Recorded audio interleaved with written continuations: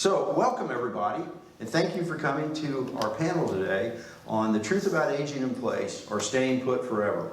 We really appreciate you being here. We're anxious to have this. As I said, we have a vast number of people who are going to get this recording who couldn't make it today. We actually have people who are receiving this in multiple states, not just Florida. And it's families that are considering moving to Florida for retirement, possibly to one of the communities here. And many of those communities are communities that work with us in our partnership plan. I will say this, staying at home forever is not a plan, it's an intention. If you think you're going to stay at home forever, you better figure out how to do that, because something's going to happen that's going to tell you that staying here is not going to work the way it is now. The house may need modification, we need to bring in help, we need a lot of things. We're going to talk about those today. But if you don't have those plans in place, if you don't know who to call, you don't know what needs to be done, or better yet, have had it done, things to prepare the house, then you're really in a pickle. And we get those phone calls all the time. I got a phone call yesterday from a family where her husband has dementia, and he has what's called elopement, which means he keeps leaving, and he keeps getting lost. And no matter what she does to the house, he keeps leaving and getting lost. He's figured out how to change the locks. He's figured out how to turn off the alarm system. And so it's become a real problem for them, but she doesn't have a plan B. And so now this family's in a real pickle to try to deal with it. So the goal today is to give you guys knowledge on how to stay in your home as long as it works for you, and as long as you want to be there, and as long as you can afford to do so. So why don't we get started? I'm going to let Lori introduce herself, and we'll introduce the panels. Hi, good morning everyone. I'm Lori Renzi. I'm the General Manager for Comfort Keepers of Altamont Springs, serving Orange County, Seminole County, Volusia County. We are a private duty home care agency. And Patty. I'm Patty Anthony. I'm a physical therapist or a physical terrorist, depending on who you ask. I have a company called Elder Advocates, Inc., and I help people with these decision-making processes, looking at their risk for falls, looking at their ability to stay home. I serve the greater Orlando area, and I help people file for benefits as well, Medicaid and VA. So Patty, to get started on our questions, what does it mean to age in place? I think most people think of it in terms of just being able to stay in your home. Most people, if you ask people where they want to be, overwhelmingly it's going to be, I want to stay home. I want to be in my house. But you know, when people buy houses in Florida, they're thinking of, oh, I'm going to play golf. So they buy a nice little condo on the golf course that's a 2-story, and then their health declines, and now that 2-story is a prison. It's really difficult to maneuver in that 2-story, let alone play golf. So a lot of it's just about planning and thinking ahead of if this house no longer works, what would be an alternative solution. And don't need to hold up your hands, but how many live in a 2-story house? And how many that live in a 2-story house, the master's on the 2nd floor? That's the norm, the way they build them. So Patty, you have a service, or your company, and you are certified in? It's called CAPS. Certified Aging in Place Specialist, and it's actually a Home Builders Association. The Home Builders Association recognized that ADA building was fine for commercial, but they really didn't have guidelines for residential building, and so they devised this certification, and it's a mix. It's actually a mesh between medical people and a contractor. So my input to a contractor can help better design the house or better modify the house, because the contractor doesn't really know how an MS patient is going to look 5 years from now. I know how it's going to be. Or an older person who has severe arthritis in their hips. You know, there's things that we can plan for and predict, but the builder probably doesn't have that knowledge. So. Yeah, and you made the comment that it's a Builders Association designation. Correct. And Patty's somewhat unique in the fact that she's actually a licensed physical therapy and practiced physical therapy and still does practice. So you've got a whole different twist on it. And that's why that's what that was all about, was to bring the medical community into the building of a house so that we were planning correctly for the person who's gonna live there. And it's different for everybody, different needs. So, caps, what does that mean? What do you do for somebody who calls you and says, hey, what's this caps thing all about? I want you to come talk to me. Right, so caps my assessment takes about 2.5 hours.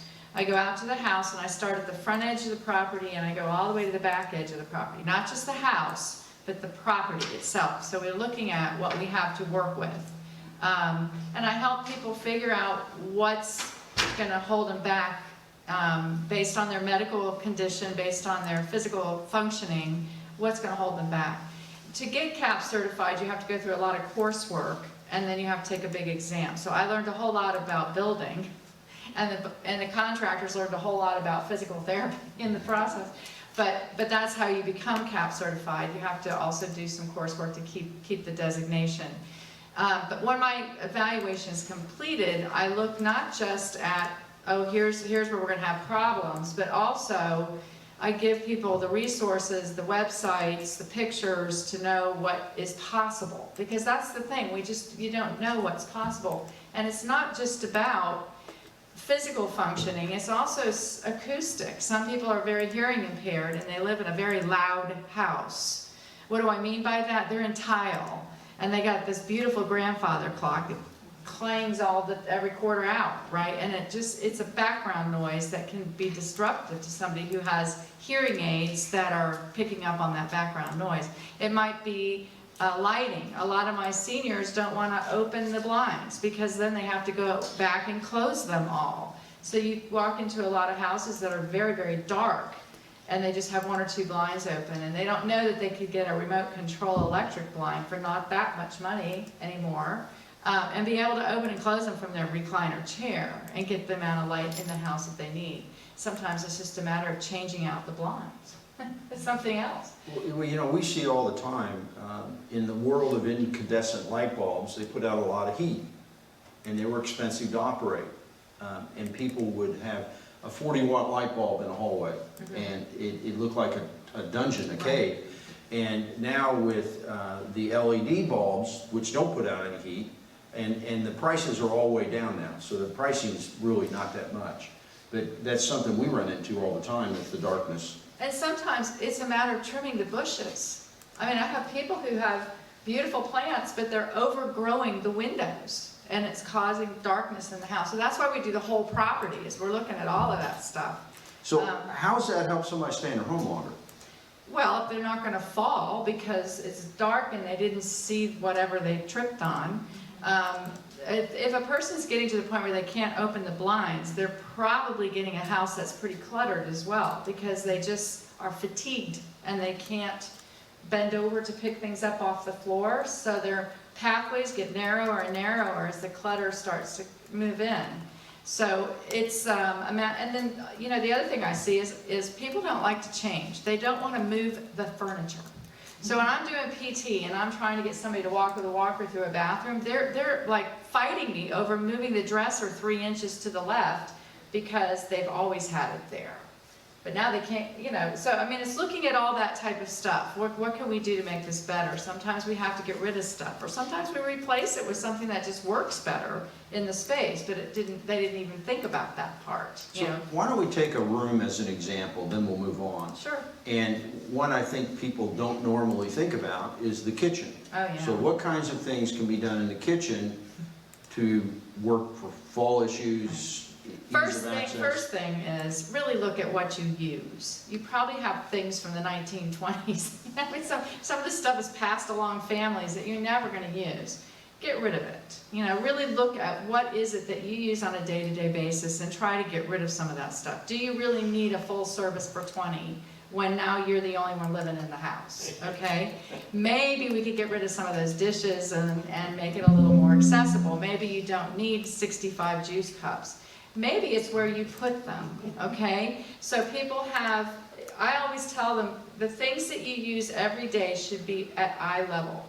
So you should have them right along the top, not underneath, okay? More falls occur with people trying to get under that corner stupid cabinet where it fell backward.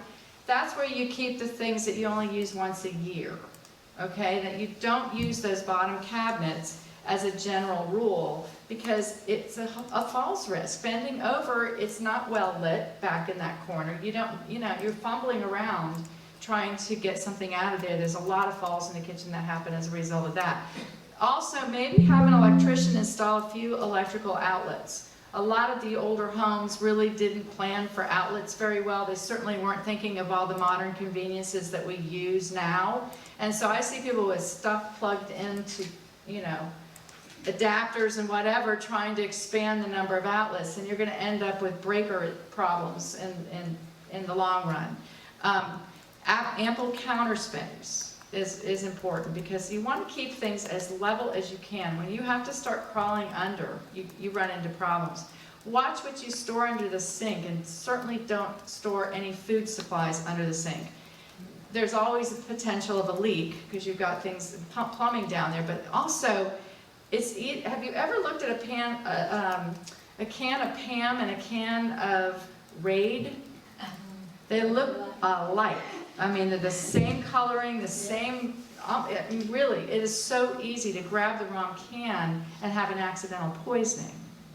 A lot of people keep their medications in the kitchen, which is fine, but it's amazing how many of them there are. So keeping those medications organized, and maybe even some labeling issues to make sure you don't accidentally take the wrong thing. I think that a lot of it is just about getting rid of stuff, though, and making room with what you have, okay? So you don't have a lot of space in your kitchen a lot of times. The older kitchens weren't that big. And they didn't necessarily have very good cabinet space, and now you've really, counter space, and now you've really filled up your counters by the time you account for microwave, or if you're still doing the countertop microwave.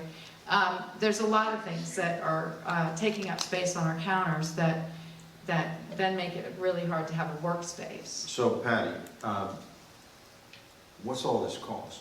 I think these folks are here to stay in their home forever. Well, giving away stuff doesn't cost anything, right? Well, but if they're going to do a CAPS evaluation, right, and then a price range for doing the kinds of things you've been talking about. Right. So the other thing I didn't mention is lighting in the kitchen. You want to make sure it's a well-lit kitchen, and sometimes down lighting casts a shadow over. When you're standing to work on something, a down light will cast a shadow on whatever work you're doing. So sometimes under the counter lighting is a good thing, and it's not expensive to put that up. They even have a battery operated that you can stick up, so you just get that extra light. What does it cost? It really depends on what you're going to try to do. If you're going to get an electrician, you could spend a few $100s putting an outlet in. And if you're going to remodel the kitchen, then it could be anything depending on how big you're going to go.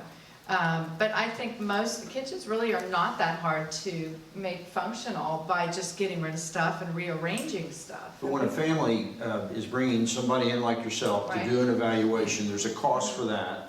And then what you found, because you have probably kind of standard things you find in homes. Right. And what kind of prices does that end up? And I know it's a price range. I'm just trying to help you guys understand what you're talking about in dollars and cents. If I said to you, oh, you can redo your whole entire house for $100, well, come out today. If I said it was $200,000, I think we'd have a different conversation. Right. So. Well, kitchen remodels, depends on The general a lot of things. For a whole house. So for my assessment and recommendations, it's about $375. Okay. And it takes about 2.5 hours. And then with the normal kinds of things you find in a house, what are we looking at in pricing to redo it? I would say the average pricing is probably around $250 to just get the basics covered.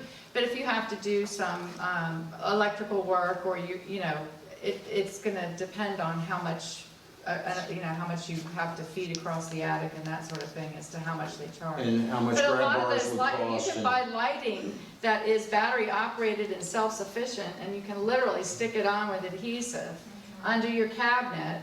And yeah, you have to fumble around, turn it on. It doesn't automatically come on with your lights switch, but it works, and it still gives you that functionality that you're looking for. And those are probably $15 or $20 for those lights. So someone's come in, you come in, or and somebody else who does what you do, and you guys have corrected the things in the house that need to be corrected. And there's a lot more to it than what we're just talking about here, Right. because this could be a 3-hour seminar.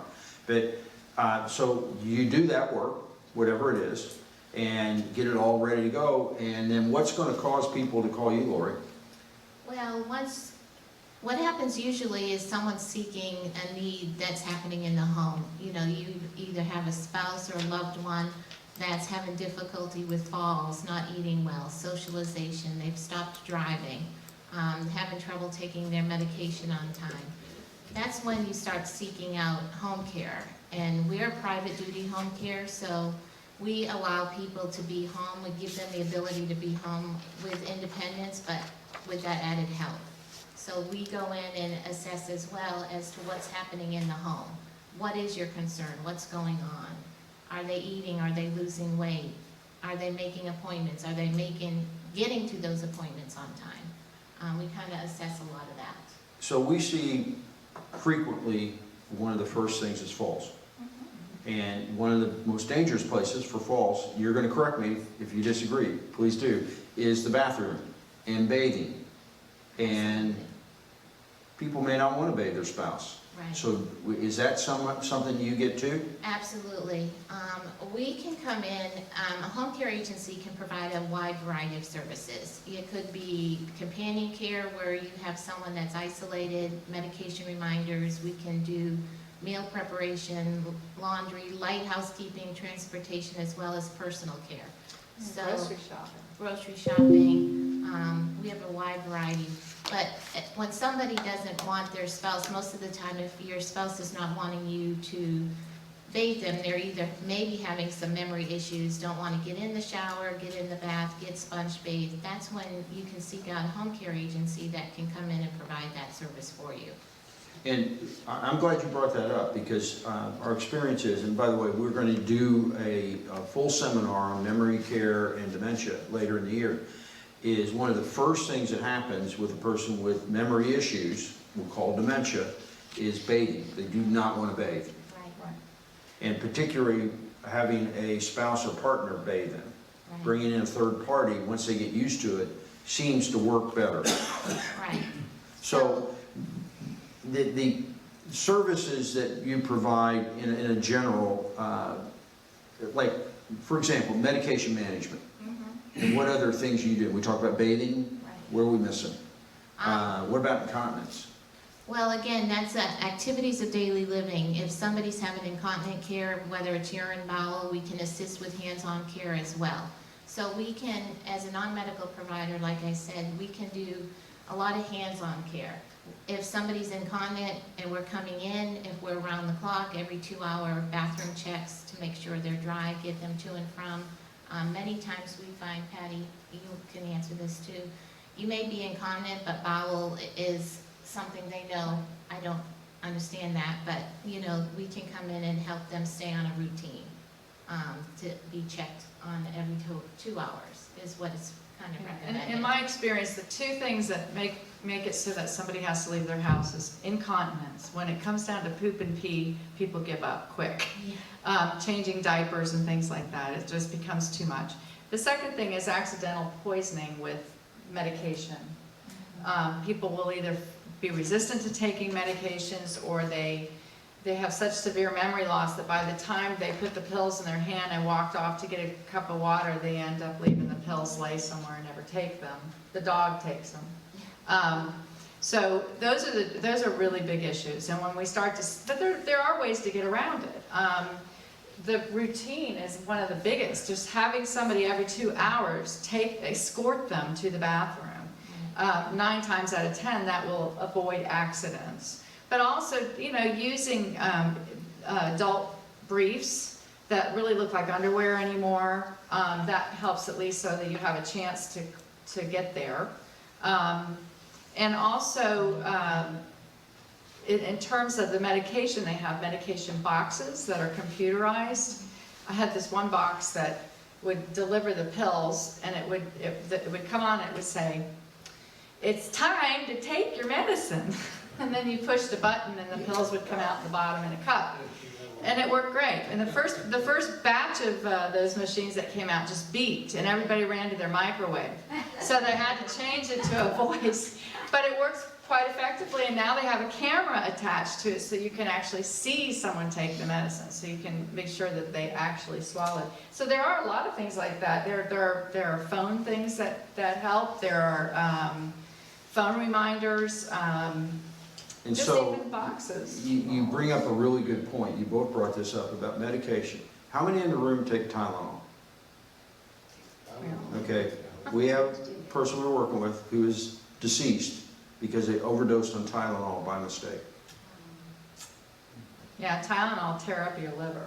Yeah, Yeah. and I was shocked. Our younger son's a doctor, and I called him about it, and he told me what the lethal dose, what could cause a lethal dose, and it's a lot smaller than you think. And Now, then this we've had lady was GI in her bleeds. 80s, she was Yeah. fragile, but literally the Tylenol was her cause of death. And ibuprofen can cause GI bleeds. So people don't realize that. They take a lot of ibuprofen, especially after a surgery. You never take ibuprofen after you've had any kind of incision. So, I want to get on to something, Yeah. Lori. We talked before we came in this morning, or before we got started, about, so somebody says, yes, I want to bring someone and help me. And they're going to call the church and get Bill or Martha to come down and help them. And that's okay. I'm not trying to be critical. But there's several levels of help. That would be a friend, right? Right. That would be a friend we'd call coming in. What are the other levels, or not levels, but types of places to call to So get typically help? what we find is you might have a neighbor or friend that that's in the community, church person that you're close with. You automatically think that they're gonna be able to help you as you have a need, but that person tends to be busy, or you can't depend on them every time that you need something. So that's usually the first that we see them calling a friend or, a religious organization or someone they know. But then what happens if they need to do something and that person's not available, then you can seek out a home care agency, to be able to help you with the transportation or whatever need that they're calling to have if they have to get to an appointment, or I have no food in the house. And many of you, if I might just back up real quick, look very independent. How many of you live at home now? All of you. How many of you are driving? How many of you are not driving? You try not to. So if he wasn't available for you to drive, would you call a friend? What would you do? I would call one friend across the street, Right. then I'd call you. So The answer, because we're recording this, was the question was, what would you do if you couldn't drive and no one could help you immediately? You said you'd call a friend. And I think that would be typical. That is typical. But then again, that's your first thought, because how many of you really know about home care and what they can do? Unless you're seeking out a need, you're probably not looking for an agency to kind of help you. So that's what we're trying to do, is educate you. And as independent as many of you are, it won't be until a crisis that leads you to seek out information. So if they're going to dial a phone to hire a professional, there's kind of two different levels as I understand it. There's these things called registries, and I'm not sure what those are. And then there's like an agency, like your company, that they would call. So what's the difference between the two? Okay, so that's a great question. Comfort Keepers is a private duty home care agency. We're licensed through the state. It gives us the ability to do what we do. There's also another way that you can provide services is through what we call a nurse registry. You wouldn't know the difference. I'm going to tell you a quick trick. If you're meeting somebody for home care services and you look at a license number and it says number 2, HHA number 2, that's a home care agency that employs their individuals. And that's important when you're having somebody come in to provide care. So repeat that, the When- license number? The license number for a home health agency, which should be provided on anybody's business card, and mine's in the back, you'll see HHA number 2 with a license number. That gives you a clue that that's a home care agency that we employ our Comfort Keepers. If you have a nurse registry And that's okay, they can provide services as well, but the difference is they'll have a number 3. They'll have an NR3 and a number on their card. And the difference being, a nurse registry doesn't employ their aides, they're subcontractors. So Comfort Keepers employs their aides, or an agency that has a number 2 employs their aides, which gives you the peace of mind and benefit knowing that they're employed individuals that have been licensed, bonded, insurance coverage, workman's comp, which is important for falls or injuries to the individual and or the aide. Whereas a nurse registry may have liability, but they don't have the coverage necessary to protect you in your home, because how can they afford to cover that as an individual 1099 employee? And they tend to be a lower price, which is why people tend to use them, right? Correct. And that's your decision. We're not saying to do one thing or the other, just understand the difference between the two. With an agency, you've got the backing of the agency if something goes wrong. With somebody that's just in a registry, there is no agency to back them when something goes wrong. And probably things as simple as something goes wrong and they don't show up. Correct. With an agency, the good agencies are calling their person, or their person must check in when they get there. And it requires us to supervise. They're employees of Comfort Keepers and or another agency. They're employed by that person, so we have the ability to educate them, schedule them, know what's going on, continued education. There's supervision. When you're a 1099 employee, you're your own individual. So there's really none of that happening on a nurse registry type of aid. So to move, yes, but wait a second, we got a microphone. This all goes out over Well, here. while you're getting the We're microphone, recording it. the thing that we found that has happened is sometimes the nurse registry person gets injured on the job. They have no workman's comp, and they can sue the person that hired them, which is the family. So they can, that's a big Sean's problem. got a mic for you, Richard. And I'm sorry to interrupt. That's fine, I figured I'd fill his face. I went to my primary care physician a month ago, and somehow I had the idea, just talking to the manager in the it's called Well Care, or Center Well, and I just thought, I'm just going to ask somebody, what happens if something happens to me or my wife? What will the primary care physician office do? And the answer was, well, we contact somebody to help. So that's all I know. So now I'm wondering, are you working with primary care physicians, or are you a different Well, we do entity? work. or- So I'm going to repeat the question. Thanks, Sean. The question, they went to primary care, asked the primary care office about who would help, who they could call, and the question is, who do you call? Because primary care didn't really seem to know who to call. So it's our goal as companies to educate the physicians what's available out there. But again, you have Medicare services, which is another area, if depending on physical needs, occupational, whatever might be going on medically, they most likely will refer to a Medicare skilled component, which is not me. If you're having difficulties at home maintaining your activities of daily living, getting dressed, eating, preparing meals, driving, then you could seek out a home care agency on the non-medical part aspect. And it's interesting you bring that up, because a few years ago, I got a call and ended up taking care of my father for more than 10 years. He fell, was severely injured. He was practicing medicine at the time, never went back to medicine. He had dementia, but I went to his hometown in Illinois and started meeting with professionals and saying, who do I call? Just like you, who do I call? And I quote this, the response was, beats the fool out of me.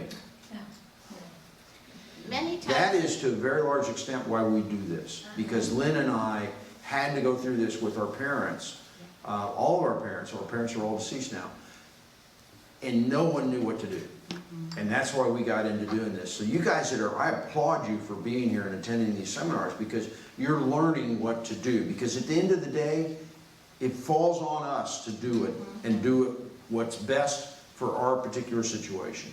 So I interrupted. Can Can I just say something? That there's really two types of home care. There's the type of home care that That's the next question. you get referred to when you had something happen. Let's say you're in the hospital, you broke a hip, you go to rehab sometimes for a short period of time, and then you're set up with services at home. Well, people come home with the impression that they're going to have caregivers at home. In reality, they're going to get a physical therapist that comes twice a week for about 3 weeks, maybe 4, depending on what kind of insurance you have. You might have occupational therapy. You might even have a nurse that stops in once a week. But they don't have a shift of people that are going to help you get in and out of the shower and on and off the toilet and in and out of bed. It's not shift work. It's strictly, there might be a bath aid that comes, but even that has gotten very, very sketchy with Medicare. Those are Medicare covered services, so they usually are free to you coming out. But when you get to a point where you really need a lot of help, and maybe the first week after surgery, you aren't getting around so well, and the PT is coming, but that twice a week, you need to hire somebody that's going to be there during the day to provide the time that you need for help. And that's when the two come together. The private duty then is shift work, and you have more to say about what that person does in the time frame that they're with you versus home health, which is going to come in and do what they do. So I want to get into that more, Yeah, okay. because I think that was literally the next question. Did we answer your And question? Lori, Richard? Yeah, it helps, so, okay, so I know the primary care physician, whoever they contact, it's not on a permanent basis, or? No, it's well, gonna we're going to probably talk be about that, home we're going to health. talk about that now. Yeah. So let's talk about, we have companion care, Right, and we have home care. right. In home care, we're going to use the example after a surgery of some sort. So Lori, in the home care, what are they doing? So interestingly enough, years ago, we used to have services just specifically companion and home care services. Today, what that means is when somebody comes for companion, we really can't put hands-on care to the individual. So that's where the home care, the home health care comes in. The licensure to be a home care provider allows you to do hands-on care. Am I explaining that accurately? Yeah, but the private duty part would be providing a home health aide who has medical training to actually put hands on. A home care person, a home person that is going to provide companion services, you're pretty independent, but maybe you're not driving, maybe you fatigue quickly and you can't finish a load of laundry because you're too tired to do it. The companion person can do those tasks.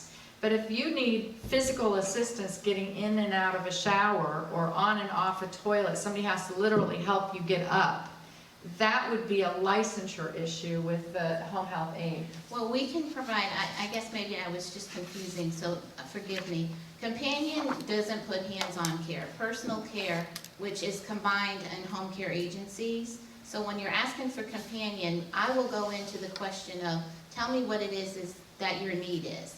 Because if you need physical hands-on care, I can do it, but I wouldn't be classifying it as companion care. It would be a personal care assistant.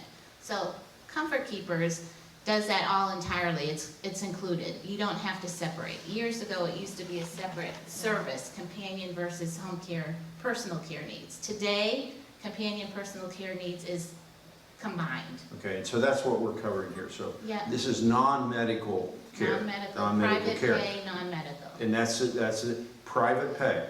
So remember that, private pay. And it covers medication reminders, Companion toileting. care, right. we'll go down that list, Yeah. ADLs, right? Okay, so I kind of remember it this way. Camel May, companion care, meal preparation, light housekeeping, errands, incidental transportation, meal preparation, and activities of daily living, hands-on care. If you're having incontinent care, if you need showering and bathing, you just had surgery, you just need somebody to come in and assist you with those needs. If somebody's bedbound, we can come in and provide bedbound. We can sponge bathe, we can transfer, reposition every couple of hours, we can feed someone. Medication, our service doesn't set up medication dispensers. We can make sure the individual requires their medication and remind them at certain times. So there's a big, wide variety of services that can be provided in the home. So let's differentiate that, so we'll understand that part of it. What's generally called companion care today has really become more than just companion care, but that's something you're going to be going through an agency on. And they provide these things, activities of daily living. Why don't you rattle those off? So that's anything that, once you get up in the morning and you put your feet on the floor, it's dressing, it's getting showered, it's bathing, it's toileting, it's Walking, walking. Transferring? Transferring, right. So those are the activities of daily living, which are commonly called ADLs. So that the other side, and all that's private pay. It is. Now, you might have some kind of odd insurance company that may pay for some of that. But I don't want to get into all that today. The second thing is what Medicare covers after surgery or a hospital stay. and it's Right. designed to rehabilitate you Right. back to where you were. So it's rehab type of care. So the physical therapist would come in to help you get better at walking, getting in and out of bed. The occupational therapist will work with you on things like cooking meals, showering, doing laundry, and things like that. Those tasks that you have to regain because you now have a brand new hip, and it's not letting you move as well as you used to. It So can be speech Richard- therapy after a stroke. Correct. So getting to Richard's question again, to back up, our services, a home care agency, non-medical home care agency, does not require a physician order. You don't need to have permission from the doctor to bring our care in. You do need a script from the physician after surgery for PT, OT, speech, and nurse visits. That's requiring a prescription written specifically for those needs to be covered under the Medicare services. And that's why physicians tend to think of those things, because they have to write scripts for it. But they aren't always aware of these private services because they're not required to be involved in it. Correct. Now, I'm going to give you a little hint on that. When you're in the hospital getting a hip replaced or a knee replaced, or you've fallen and had a fracture, or you're going to rehab, before you leave that institution, you have the script in hand. Yes. Because if you get home, it may be a week before you find that script, and you need to be getting on those services right away. The services from Medicare can depend on what kind of Medicare you have. If you're in the Medicare, what's called Part C or Advantage plans, the services they provide can be very different from what traditional Medicare Part B provides. So I want to move on. So this may be a dumb question, but how does all this help people stay in their home longer? Well, if you're safe, because you can walk and you can get around and you have the extra help, it enables you to stay home longer. But on top of that, you may need to make a few modifications. Can I go there for a second? Yeah. So let's say you're in the 2-story house and you just got a total knee replacement, and going up and down those stairs is a bear, just a bear.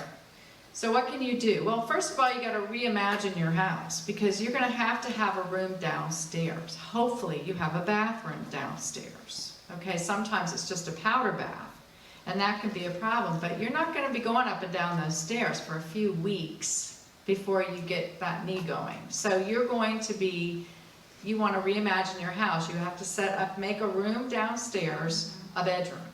You should always, if you're buying a house, always try to make sure if you're getting a 2-story house that you have a room downstairs that you can use in an emergency sort of situation where you can just be on a ground floor, okay?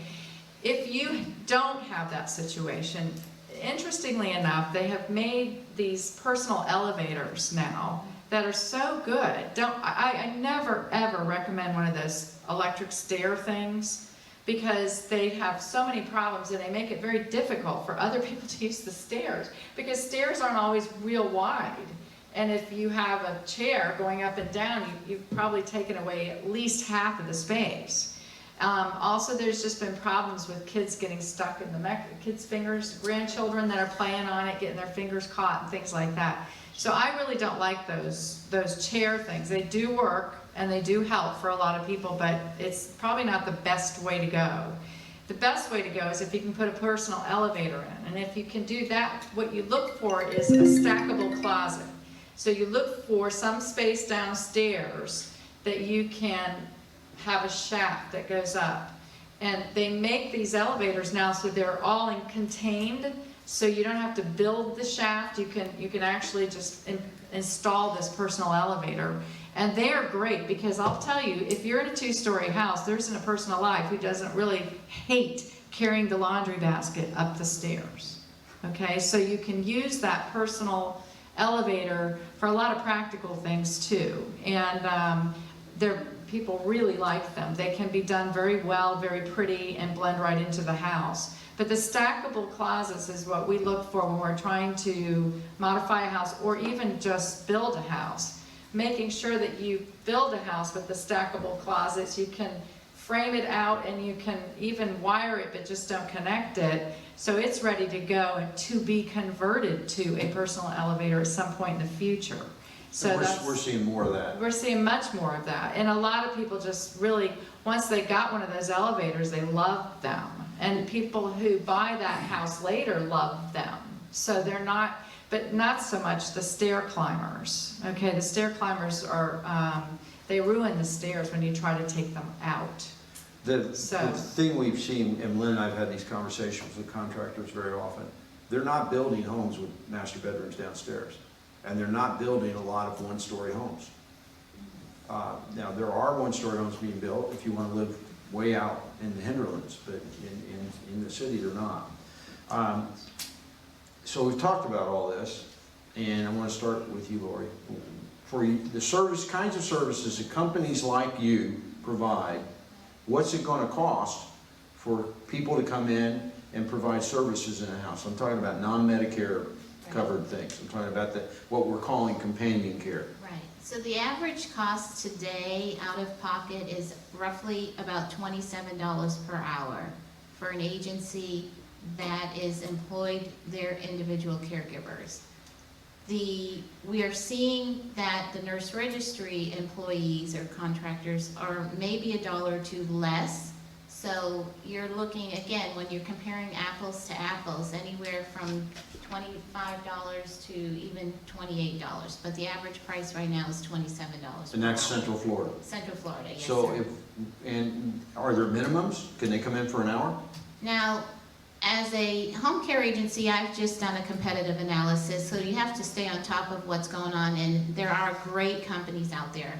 You know, you have to be informed. Most companies, I have a 4-hour minimum per shift. It can go up to 24 hours. So depending on your need is how we cater to that particular time frame. But most do have a 4-hour minimum. We do have a bath visit that is 1 hour if someone was having difficulty, someone you know, a neighbor, relative, that just needed someone to come in and do a bath visit. We do 1 hour, but it's not a set, it has to be flexible. So most people, most agencies is a 4-hour minimum. So if we do the math and somebody wants, I'm going to take 24-hour daycare. We can back from that. 24-hour daycare, we did the math before we started. It's a lot of money. Well, It's a to lot. put a number to it, it's $230,000 A year. a year. A year. So if... For 24/7 care. So 12 hours a day is going to be $115,000 a year, round numbers. And then just start dividing. So it's very, very expensive and quickly reaches the point. And some people have the money to do that and choose to do that. And great, if that's what anyone in the room wants to do. Right. But just know that cost is there. So I want to hit two things. I want to come back to 2 more questions. And the first one is, what are the signs that somebody should bring help in? So, Just both of you. okay, so what we look at it, again, if you have somebody living at home or you have a relative living at home, and again, you're seeing that their hygiene is not kept up, they're losing weight, the paper's at the front door, you haven't seen the person, they're not making their appointments, their quality of life is just not like what it is. We're doing a lot of non-socializations right now. Again, those are signs to bring somebody in. Outdated food we see frequently. spoiled foods. Again, the house is just getting hoarded and it's not being cleaned. We do light housekeeping, services that allow you to come in and do that. So, you know, again, it's kind of looking at that individual and their quality of life. If something is not appeared accurate or in line to what you know that they've been, then it's probably time to look for something. In the back, if I might say, I do have some how to determine when the need for home care is, so you can take that with you.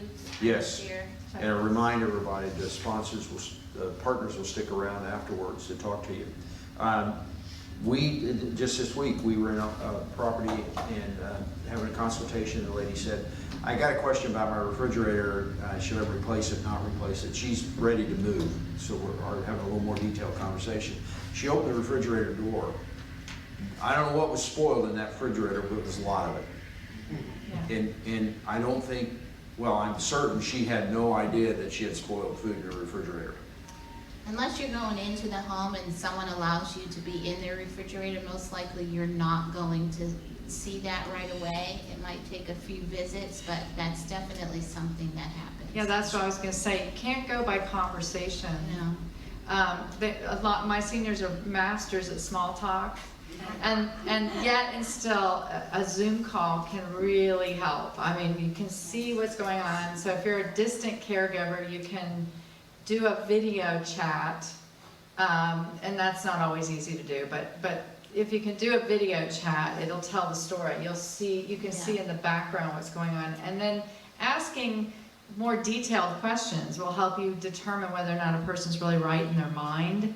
But they're usually very good at small talk, and they're usually very good at masking because they don't want to worry their kid, and they don't want to be taken out of their house. That's the biggest fear. If she knows I fell, you know, then she's going to make me move. And so having conversations with your kids about, you know, or your kids with your parents about, I'm not going to make you move because you had a fall. I mean, we're just going to analyze what caused that fall and see if we can't fix that. You know, sometimes it's stupid carpeting. People have throw rugs. I have a client that must have 20 throw rugs because they're protecting their carpet underneath the throw rug. So they have throw rugs to protect the carpet, to protect the floor.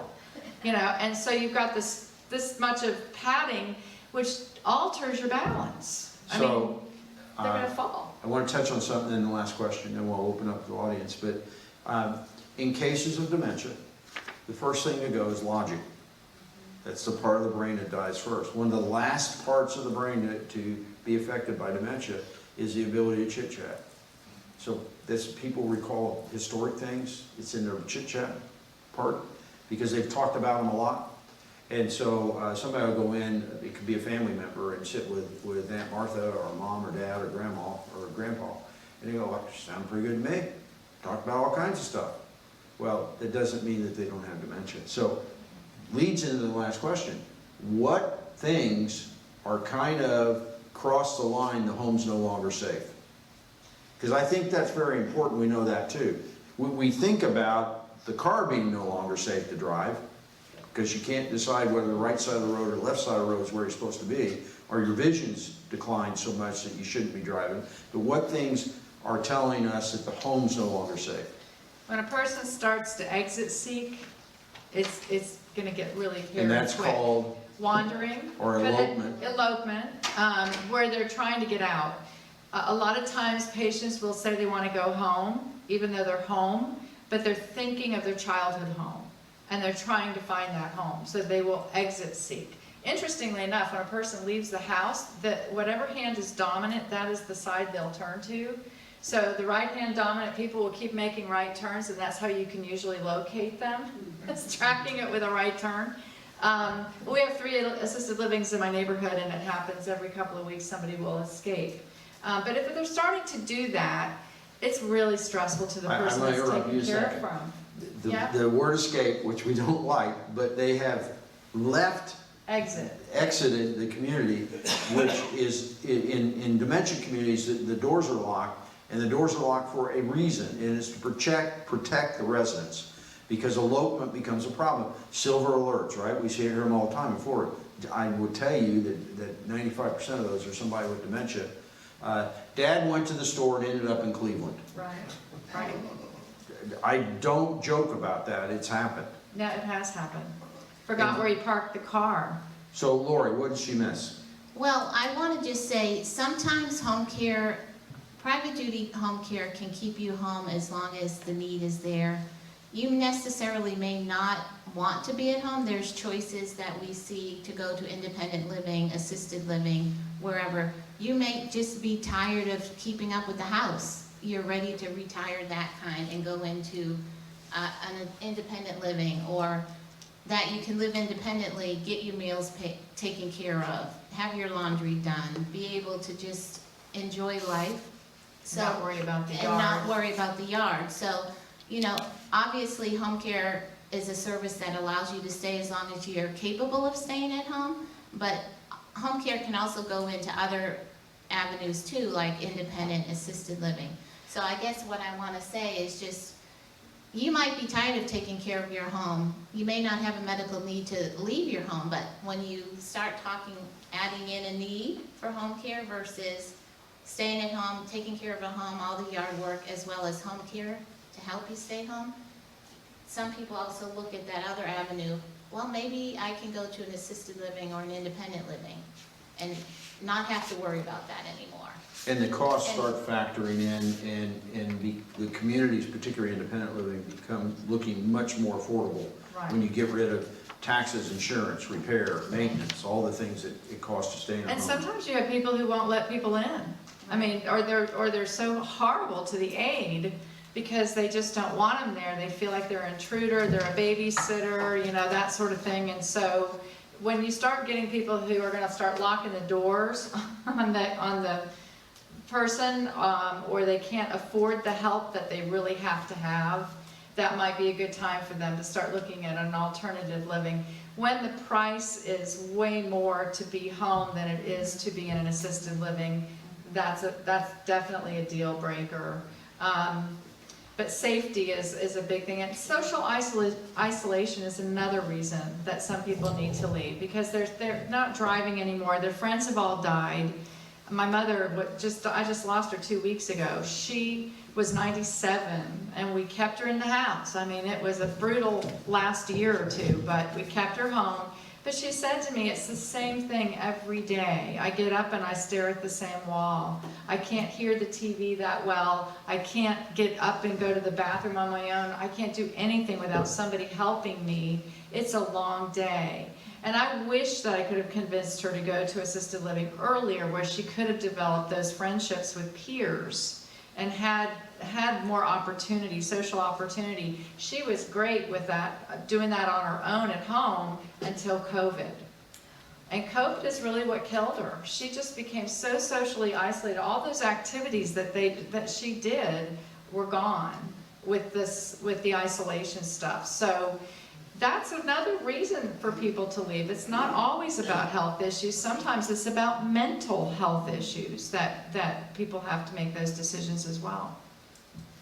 So, why don't we open it for questions? Turn your mics back on. Who has a question? Richard, And wait I'm a the only second. one who wants to know stuff here. But you mentioned about that you fell off the ladder. Yesterday I spent about 10 times up and down the ladder. I'm working on the shed, on the roof and stuff. And what is it that you did wrong with the ladder? He got up on it in the first place. You're exactly right. I got on it in the first place. I was doing something I shouldn't have been doing because I was trying to do something quickly. We were getting ready to leave town for a conference, and I didn't set the ladder where it should have been. Had I been even 10 years younger, I would have landed on my feet. But one of the things we lose, one of the first things we lose as we age, is our reaction time. And because I've fallen off, I used to joke that I fell off the ladder and I never spilled a drop of paint. Because I used to fall off the ladder all the time, but I always land on my foot, and I never spilled the paint when I did it.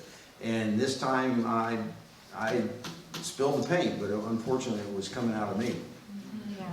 So that's the answer. So what other questions we have? How many of you think one of your children is going to come and take care of you? and don't raise your hands. I would tell you, they have other things to do. Statistically, 35% of people in the United States do not live in the same state as their children. Our findings in Florida is more like 65%. If your adult child lives more, statistically they say, than an hour away, I will argue more than 15 minutes away, there is no practical ability to provide you any benefit. Because if you fall and they live an hour away, they might as well have to get on an airplane. Because they're not going to be able to get there to help you. If you need a light bulb changed and they live more than an hour away, they're not going to get there to really help you, because you need the light bulb fixed now. And so I would challenge you not to rely on children. I had to get on an airplane or drive for 2 days, and I was charged with taking care of both of my parents. We used caregivers extensively for my father. My mom moved to independent living because she kept falling down the stairs. And she called me to tell me she fell down the stairs and that she was fine. I just want you to know, these stairs are just fine. I just fell down them and didn't hurt myself. And so I think that to rely on a child is not the thing to do. I hate to say this, but we're on our own. It's up to us to figure this out. Because the agencies out there are agencies out there, but you've got to seek them out. There's no magic person walking around that says they're going to help or has the knowledge to help. And this is my shameless plug, but that's what we talk about here. And that's why we do a different seminar every month. And I trust that you'll keep coming. First, did we try to sell you anything? Okay, good, because we're not here to do that. Look for our next seminar. Next month is on how to sell your home, if you choose to do so. Watch for us in the Orlando community paper where we advertise. Everybody came today. I trust you made sure you gave Lynn your email address so that she can get you on our email list only to hear about the seminars. We're not going to try to send you any marketing material. Again, thank you all for coming. We really appreciate you being here, and look for the video. You'll get an email about the video. And as I always do, I close with a quote, and I think it's pretty apropos by the gentleman who wrote it. When granted with many years of life, growing old in age is natural, but growing old with grace is a choice. Growing older with grace is possible for all who will set their hearts and minds in the giver of grace, the Lord Jesus Christ, by Billy Graham. Wonderful, wonderful man. Yes. God bless you guys. Have a great day, and I trust we'll see you all next month. Yes. Thank you. Thank you.